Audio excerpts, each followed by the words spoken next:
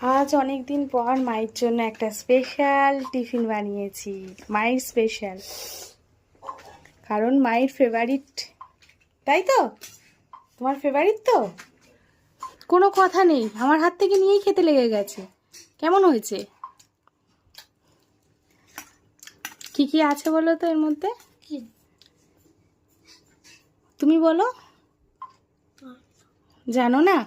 সরো, বইটাকে বন্ধ করলে না, বইটা বন্ধ করে দাও। ভূত এসে পড়ে যাবে। হ্যাঁ, ভূত এসে পড়বে।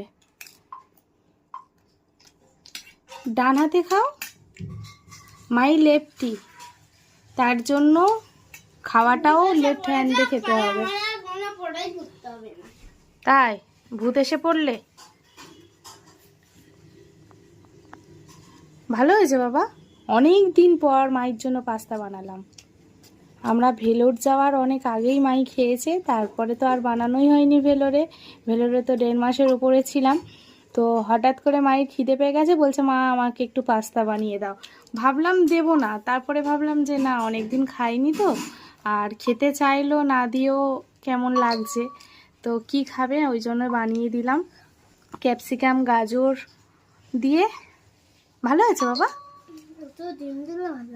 ডিম দিলে ভালো হতো, কিন্তু আজকে শুক্রবার না, শুক্রবার তো আমরা খাই না, জানো, নিরামিষ। জানো না? নিরামিষ খেতে ভালো লাগে না। নিরামিষ খেতে ভালো লাগে না? ঠিক আছে, অন্য একদিন বানিয়ে দেব। পছন্দের খাবার যদি হয়েছে তাহলে দেখো নিজের হাতে খাবে, আর পছন্দ ছাড়া যদি কোনো খাবার থাকে, কোনো ভেজিটেবলস তো খায় না, যার জন্য আমার এই পাস্তা বলো চাউমিনের মধ্যে ভেজিটেবলসটা দিতে হয়।